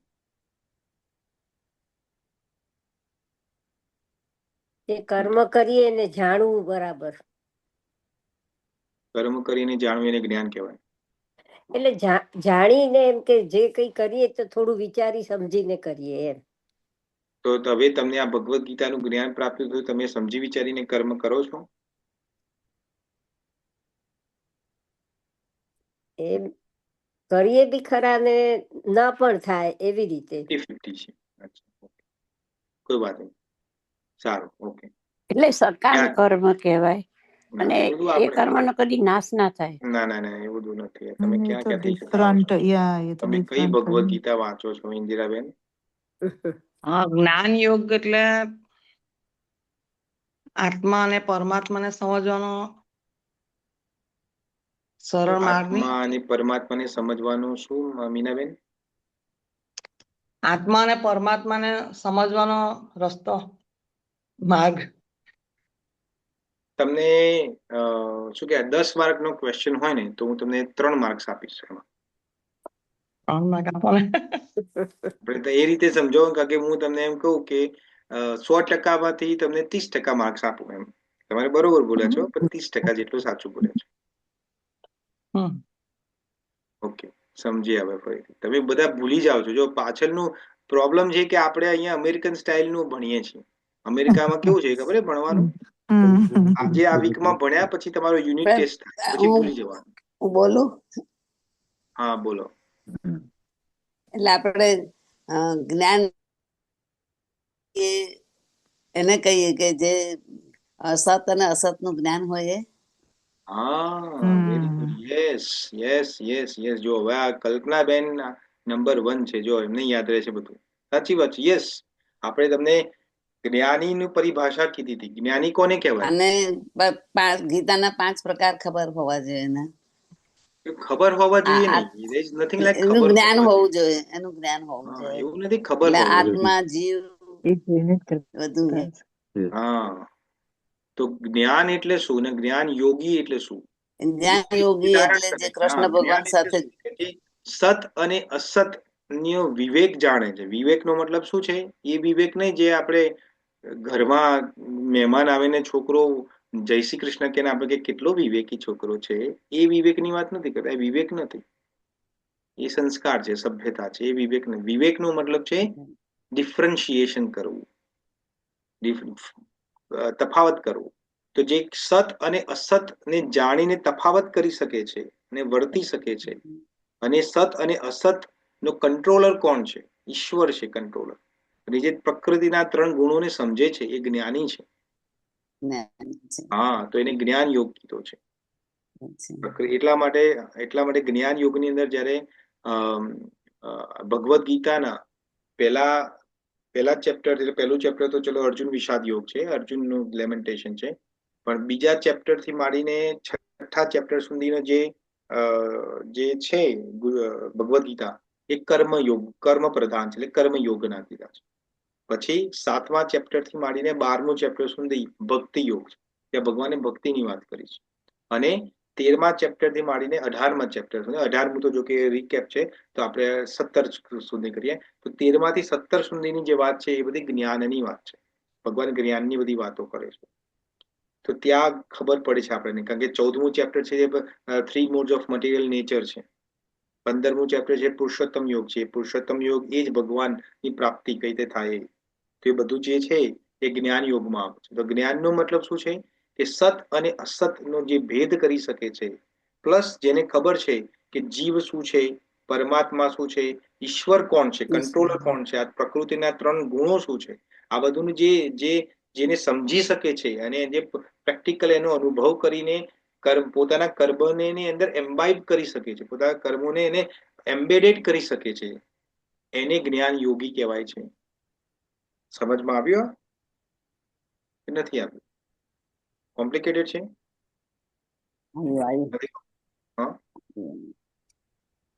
ઇન્દિરાબેન, આ તમે કહેતા હતા એ થોડું કોમ્પ્લિકેટેડ છે કે આ સમજમાં આવ્યા? ના, સમજાયું. પછી બીજા કોને આપણે આગળ બધું કહી ગયા? બીજા કોઈને જવાબ આપ્યો તો આઈ થિંક બીજા કોને 2-3 ડિવોટીઝે જવાબ મેં આપ્યો. આપ્યો હતો પ્રભુજી. હા, તો હવે તમારા પ્રશ્નનો જવાબ મળ્યો તમને? હવે જ્ઞાન કોને કહેવાય? પ્રભુજી. હા, તો જ્ઞાન યોગી અને કર્મયોગીમાં શું ડિફરન્સ છે? તો ડિફરન્સ એટલો છે કે જે કર્મયોગી જે છે, કર્મયોગી, તો કર્મયોગી શું કરે છે કે પોતાના કર્મ તો કરે છે, જેમ ભગવાન કૃષ્ણ કહે છે બીજા ચેપ્ટરના 48 શ્લોકમાં, યોગસ્થ કુરુ કર્માણી. એનો મતલબ શું થાય કે કર્મમાં સમ રહે છે. સમનો મતલબ છે રાગ દ્વેષ નથી કરતો, મમતા આસક્તિ ઉત્પન્ન નથી કરતો, જે આવે છે એમાં સમ રહે છે, એ છે કર્મયોગ. અને સાંખ્ય યોગનો મતલબ સાંખ્ય યોગ, આ બધા શબ્દો પર્યાયવાચી શબ્દો છે. સાંખ્ય યોગ છે, જે સાંખ્ય છે એ જ જ્ઞાન યોગ છે, જ્ઞાન યોગ છે એ જ બુદ્ધિ યોગ છે. એટલે આ બધા કોઈ જુદા જુદા યોગો નથી પાછા. એ તો કારણ કે આ બધા શબ્દો જયારે આવે છે ત્યારે તમે કન્ફ્યુઝ થઈ જાવ છો આ શબ્દો શું છે. તો કર્મયોગ છે જ, અને કર્મયોગનું શોર્ટ ફોર્મ છે યોગ. તો જ્યારે યોગનો શબ્દ પ્રયોગ થાય છે, ઓનલી યોગ, તો એ કોની વાત કરે છે? કર્મયોગની વાત કરે છે. પણ જ્યારે સાંખ્ય યોગની વાત કરે છે, સાંખ્ય યોગની વાત કરે છે કે બુદ્ધિ યોગની વાત કરે છે કે જ્ઞાન યોગ, તો આ બધા 3 શબ્દ એક સમાન છે. અને જે ચોથો જે શબ્દ જે છે, ત્રીજો વિભાગ છે ભક્તિ યોગ. ભક્તિ યોગ આપણે બધાને ખબર પડે છે કે ભગવાન માટે કાર્ય જે કરીએ છીએ બધું એ ભક્તિ છે, રાઈટ? તો સાંખ્ય યોગ છે એ ત્યાં શું વાત કરે છે ભગવાન કૃષ્ણ? તો આપણે જે આત્માનું જે જ્ઞાન આપ્યું હતું ભગવાને, એ સાંખ્ય યોગ, એ જ જ્ઞાન યોગ છે. સાંખ્ય એ જ જ્ઞાન છે. એટલે કે સત અને અસત, ભગવાન કહે છે ને સતતો વિદ્યતો, આપણે 16મો શ્લોક જોઈ ગયા છે આપણે, રાઈટ? ના સતો વિદ્યતો ભાવો, ના સતો વિદ્યતો ભાવો, આપણે જોયા છે, રાઈટ? એ નાશવંત વસ્તુ છે, એની સત્તા નથી, એ પરમેનન્ટ નથી. અને જે સત વસ્તુ છે એ હંમેશા પરમેનન્ટ છે. આપણે બધું જોયું છે, 2nd ચેપ્ટરમાં સમજી ગયા છે. એને જ્ઞાન કીધું છે. એટલે એને સેલ્ફ રિયલાઇઝેશન કીધું. એને ઇંગ્લિશમાં શબ્દ આવ્યો સેલ્ફ રિયલાઇઝેશન નો મતલબ પોતાના આત્માનું જે જ્ઞાન થાય છે કે હું આત્મા છું, શરીર નથી, એને જ્ઞાન યોગી કીધો છે. અને એ પોતાના દરેક કાર્યોમાં એ રીતે જોવે છે. તો દરેક કાર્યોમાં જ્ઞાન યોગી કઈ રીતે જોવે છે, તો કર્મયોગી કઈ રીતે જોવે છે? તો કર્મયોગી છે એ જોવે છે કે ભાઈ આ જે પણ કર્મ થઈ રહ્યું છે એ મારો કર્તવ્ય કર્મ છે, મારે કર્તવ્ય પ્રમાણે કરવાનું છે, પણ એની જે ફળ આવે છે જેની એમાં મારે આસક્ત નથી થવાનું. તો એનો સંબંધ વિચ્છેદ કરી દે છે પોતાનો ફળની સાથે. એનો જયારે રિઝલ્ટ આવે ત્યારે પોતાનો સંબંધ વિચ્છેદ કરી દે છે. અને જ્ઞાન યોગી શું કરે છે? જ્ઞાન યોગી એ સત અને અસતમાં ડિફરન્સ કરી શકે. એ જોવે છે કે આ કર્મ મારું ઉદ્ભવ થયું છે, મારે કર્મ કરવાનું આવ્યું છે, કે કર્મનું ફળ હવે આવ્યું છે. તો એમાં શું જોવે છે? એ પ્રકૃતિના નિયમો જોવે છે. એ શું જોવે છે? સતો રજો ને તમો ગુણથી જ આ તમો કર્મ ગુણ્ય. બંધાયેલું છે અને પ્રકૃતિના ગુણોથી જ એનું પરિણામ આવ્યું છે. તો આમાં ના તો મારો વાંક છે, ના તો સામેવાળાનો વાંક છે, ના તો ભગવાનનો વાંક છે. આ પ્રકૃતિના ગુણોથી થાય છે. તો એ જ્ઞાન યોગી છે. તો જ્ઞાનની અંદર સત અને અસતની પ્રધાનતા છે, જ્યારે કર્મયોગની અંદર આસક્તિની પ્રધાનતા છે. જે કર્મયોગી છે આસક્ત છે અને જ્ઞાની છે એ સત અને અસતને જોવે છે. હવે સમજણમાં આવ્યું? નથી આવ્યું? ના, એ તો બીજા કોઈ ડિવોટીને બધાને આવ્યું કે જો ઉપરથી જાય છે? આપણે એક્ઝામ્પલ લઈએ આપણે થોડા, તો તમે એક્ઝામ્પલ સાથે સમજશો, નહીં તો આ બધામાં ગુંચવણ છે. તમે એકલી ભગવદ્ ગીતા વાંચશો તો તમે કન્ફ્યુઝ થઈ જશો, રાઈટ? મેં પણ પેલા ભગવદ્ ગીતા પેલા વાંચેલી છે સ્કૂલ કોલેજ ટાઈમમાં. કશું ખબર નહીં, ટપ્પી જ નથી પડતી કે આ શું કે છે અહીંયા ભગવાન. એના કરતા બાજુમાં જ મૂકી દો. પછી આ તો શીલ પ્રભુપાદની ભગવદ્ ગીતા વાંચી ત્યારે ખબર પડી, ઓહો કેટલું સિમ્પલ વસ્તુ ભગવાન સમજાવે છે. આ શીલ પ્રભુપાદની બહુ કૃપા છે આપણા ઉપર. આવું કોઈ સમજાવતું, અમને આવું કોઈ સમજાવવા વાળી મળ્યું નથી. બેસીને આવું કોઈ સમજાવે આપણે ના સમજાવે, ને આપણે ઇન્ટરેસ્ટ પણ નથી લીધો. કારણ કે કોમ્પ્લિકેટેડ, એક તો સંસ્કૃત કોમ્પ્લિકેટેડ છે, પાછું એના ટ્રાન્સલેશન કોમ્પ્લિકેટેડ છે. તમે બીજી બધી ભગવદ્ ગીતાઓ તમે માર્કેટમાં જે અવેલેબલ હોય, તમારા ઘરમાં હોય, કે કદાચ કોઈ ટાઈમ મળે, કોઈ વખત તમને જોવા મળે કે વાંચો, તો શીલ પ્રભુપાદની ભગવદ્ ગીતાનું ટ્રાન્સલેશન જોવો અને આનું ટ્રાન્સલેશન, તો તમને જમીન આસમાનનો ફરક દેખાશે. ખબર જ નહીં પડે કે અહીંયા શું કે છે. અહીંયા શીલ પ્રભુપાદ કેટલું બ્યુટીફુલી આપણને સમજાવે છે. સમજ્યા? એનીવે, તો હવે તમને આ બેમાં ખબર પડી, કર્મયોગ અને જ્ઞાન યોગમાં બધા ક્લિયર છો અહીંયા? તો જે પોતાનું માને છે, જે વ્યક્તિ પોતાનું માને છે કે પોતાનું જ પોતાના શરીરને વધુ પ્રાધાન્ય આપે છે, જે વ્યક્તિ, જો આ બધું બહુ કેટલું બધું કહેવાનું છે મારે, કેટલું બધું સમજાવવાનું છે તમને લોકોને, પણ આપણે ઘણા બધા શ્લોકો આગળ આવવાના જ છે, એટલે આપણે બહુ ડિટેલમાં અત્યારે નથી જોવું, કારણ કે ઓલમોસ્ટ ટાઈમ થઈ ગયો છે. પણ બહુ બધું સમજવાનું છે ને બહુ ઈઝી છે, આ બહુ કોમ્પ્લિકેટેડ નથી. પણ આપણે શું છે કે આપણે જે લોકો સંન્યાસી હોય ને, તમે જોયા હશે, બધા કહે છે કે બધું છોડીને છોડો ઘરબાર, ચલો હરિદ્વાર. તમે આ બધું સાંભળ્યું હશે. બધું છોડી દો. હવે તમે આપણે તો ગ્રહસ્થીમાં છે, એટલે ગ્રહસ્થીમાં હોય તો પતિ પત્નીની તકરારો હોય, ફેમિલીની તકરારો હોય, છોકરાઓની તકરારો હોય, તો અમુક એવું થાય બધું છોડીને જંગલમાં જતું રહેવું છે. થાય કે ના થાય? એવું થતું જ હશે તમને બધાને. તો જે જંગલમાં જાય છે, જે સંન્યાસીઓ બધા જંગલમાં જાય છે, એટલે જે સંન્યાસ ધારણ કરે છે, એ લોકોને એવું છે કે આ ગ્રહસ્થીઓની કેવી મજા છે, અમારે તો ભિક્ષા માગીને ખાવાનું, જો ને એક ને એક કપડા, ઓરેન્જ કપડા પહેરવાના, આ લોકોને કેવા રંગબેરંગી કપડા પહેરે, કેવી મજા છે આ લોકો. એટલે grass is always greener to other side, આપણે એવું દેખાય, રાઈટ? બીજાનું સારું દેખાય. હા, પણ એવું નથી. જો જે જંગલમાં જાય છે, જો આ સંન્યાસમાં જે જંગલમાં જાય છે, પણ એની સાથે શું લઈને જાય છે? જંગલમાં જાય છે પણ એની સાથે શું જાય છે? એક વસ્તુ જાય છે જે એની સાથે હંમેશા હોય છે. શું હોય છે એની સાથે? જ્ઞાન, કમંડર, એમનો ભક્તિ. આત્મા, બહુ બેઝિક વસ્તુ છે. ભક્તિ, ના, ઈચ્છા, પોતાના વિચારો. વિચારો, ઈચ્છા. કોઈની ઈચ્છા કીધું? હા મેં કીધું ઈચ્છા. અચ્છા, તો 100 માંથી 25% માર્ક. Very good. અચ્છા, બીજા કોઈ વિચારો, પોતે વિચારો? સારા ખોટા વિચારો. સારા ખોટા વિચારો. બીજા કોઈ? પોતાના મનને જે વાંસળી લઈને જાય છે. શું લઈને જાય છે? વાછડી? એ તો પેલું કમંડલ લઈને જાય ને. ના, તમે ક્યાંથી વિચાર? બહુ બેઝિક વસ્તુ છે. એ તો સંન્યાસી બધું છોડી શકે છે, તો પોતાનું શરીર છોડી શકે છે? ના. સિમ્પલ વસ્તુ છે. શરીર તો જે લઈને એને જ જાય.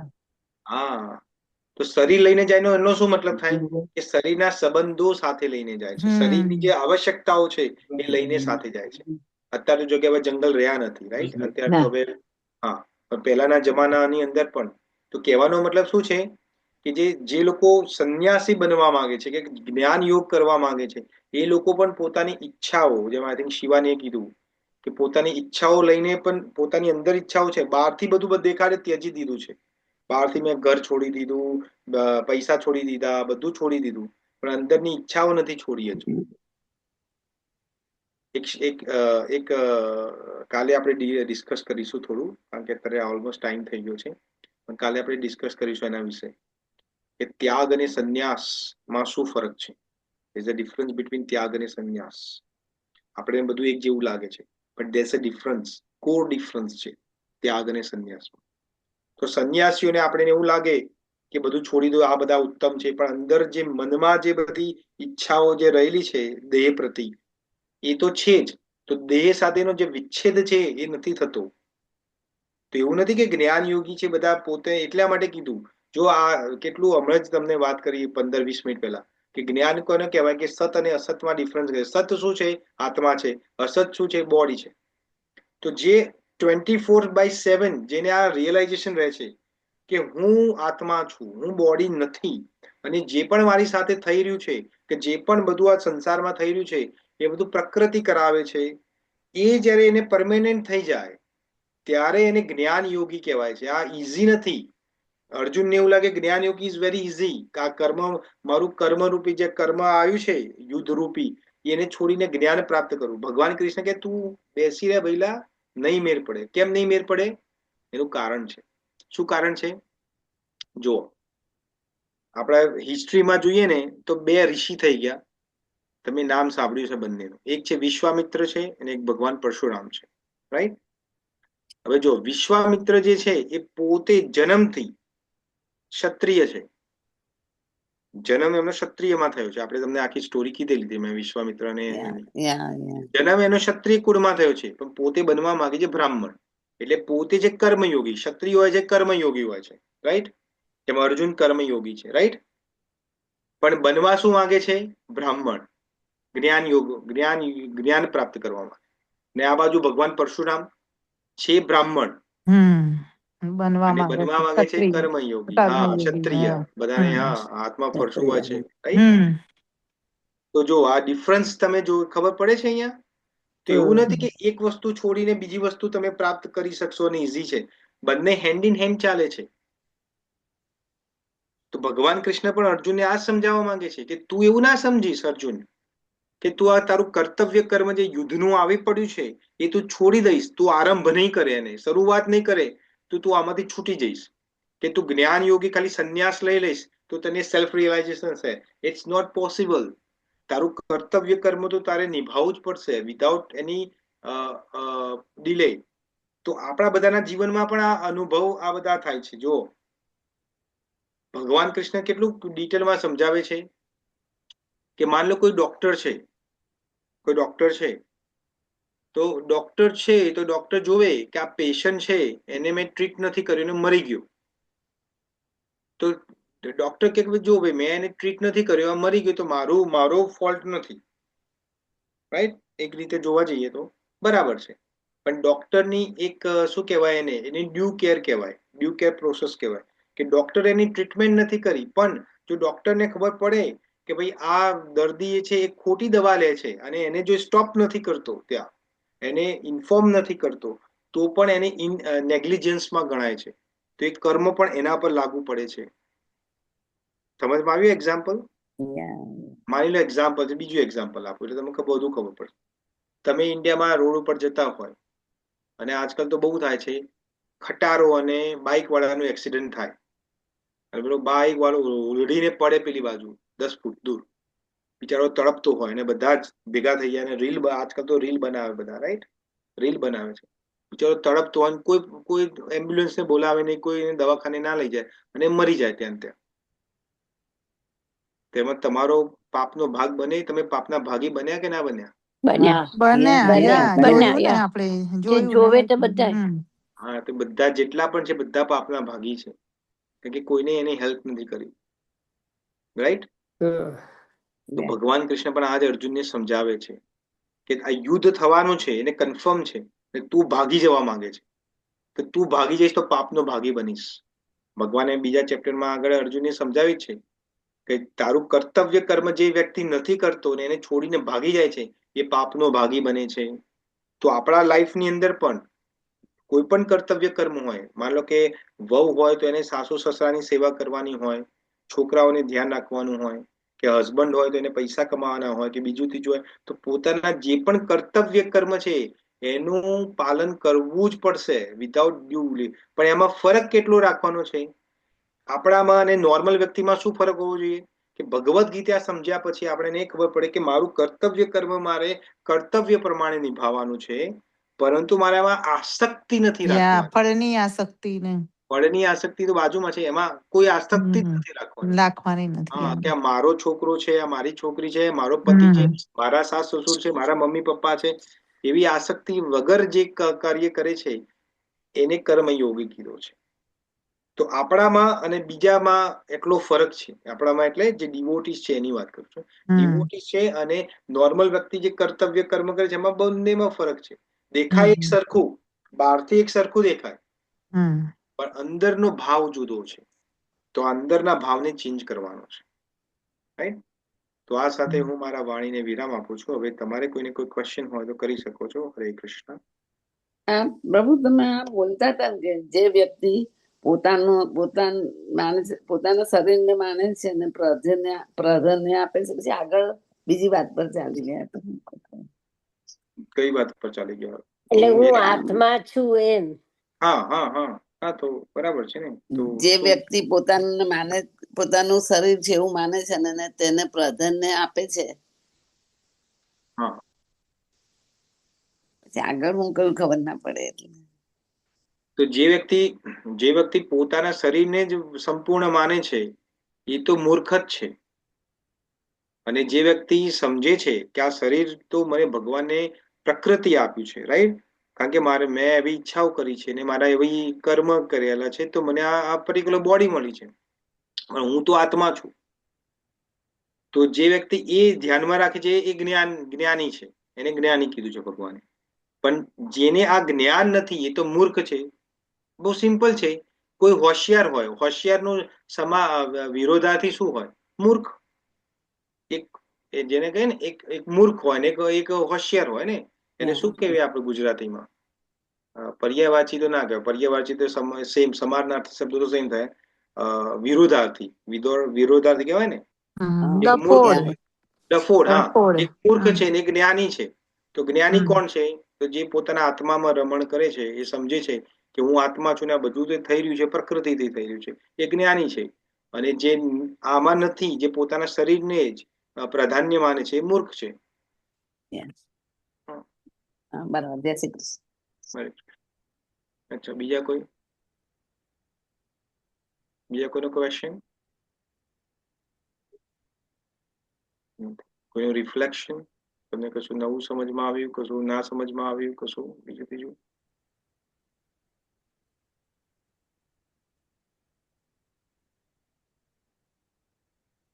બધાને સમજમાં બધું આવી ગયું?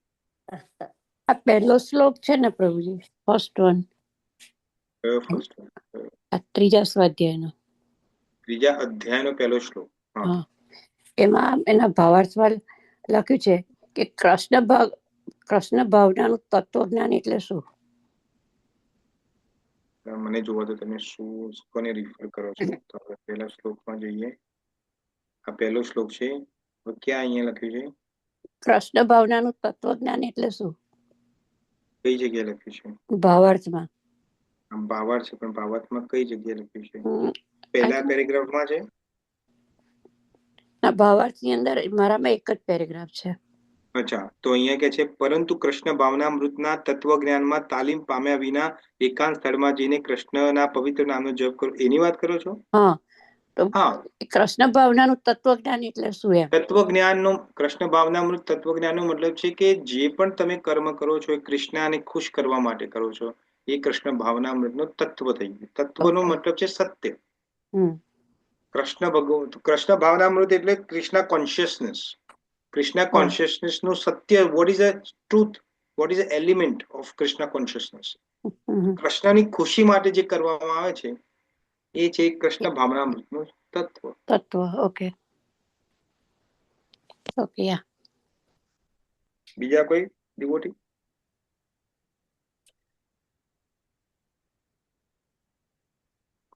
ઓકે, નથી ક્વેશ્ચન રાઈટ કોઈનો? નથી. ઓકે, સો થેન્ક યુ ડિવોટીઝ, તમે બધાએ મને ટાઈમ આપ્યો. હવે આપણે ફરીથી કાલે મળીશું. અને કાલે એકાદશી નથી, એકાદશી છે બુધવારે.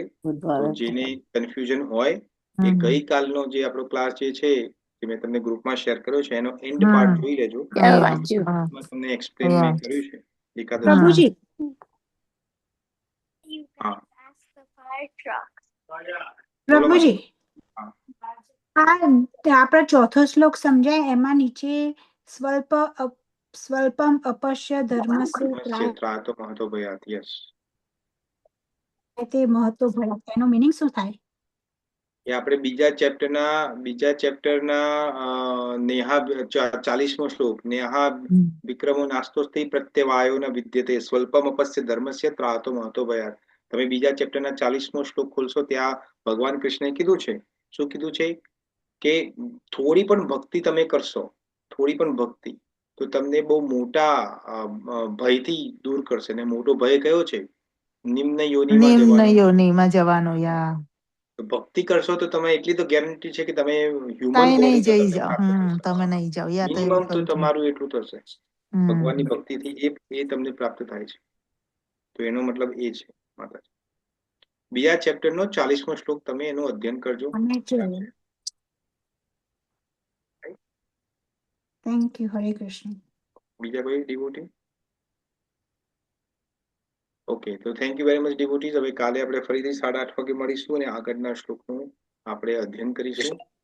વાંછકલ્પતરુભયશ્ચ કૃપા સિંધુભય એવ ચ પતિતાનાં પાવનેભ્યો વૈષ્ણવેભ્યો નમો નમઃ. જગતગુરુ શ્રીલ પ્રભુપાદ કી જય. પ્રભુ આજનો શ્લોક મૂકી દેજો રેકોર્ડિંગમાં. હા હા, હરે કૃષ્ણ ડિવોટી. હરે હરે કૃષ્ણ. કૃષ્ણ. જય શ્રી કૃષ્ણ. જય શ્રી કૃષ્ણ. દંડવત પ્રણામ પ્રભુજી. હરે હરે કૃષ્ણ. કૃષ્ણ. જય શ્રી કૃષ્ણ. શ્રી કૃષ્ણ પ્રભુજી. હરે કૃષ્ણ. જય શ્રી હરે કૃષ્ણ જય શ્રી પ્રભુજી. હરે કૃષ્ણ, જય હરે શ્રી હરે કૃષ્ણ. કૃષ્ણ. હરે હરે કૃષ્ણ, જય કૃષ્ણ. શ્રી હરે કૃષ્ણ. કૃષ્ણ. હરે કૃષ્ણ. હરે કૃષ્ણ. હરે કૃષ્ણ કલ્પનાબેન. પ્રભુજી. ઓકે. હરે કૃષ્ણ. શ્યામ હરે સુંદર પ્રભુ કૃષ્ણ. કી જય હો. હરે કૃષ્ણ પ્રભુજી. ચંદ્ર પ્રભુ હરે કૃષ્ણ. હરે કૃષ્ણ માતાજી, ધન્યવાદ. હરે કૃષ્ણ. હરે કૃષ્ણ પ્રભુજી. દંડવત હરે પ્રણામ. કૃષ્ણ, ધન્યવાદ. હરે કૃષ્ણ. જય શ્રી કૃષ્ણ. હરે કૃષ્ણ, જય હરે કૃષ્ણ. જય શ્રી કૃષ્ણ. હરે કૃષ્ણ, જય શ્રી કૃષ્ણ. કૃષ્ણ. હરે કૃષ્ણ. જય શ્રી કૃષ્ણ.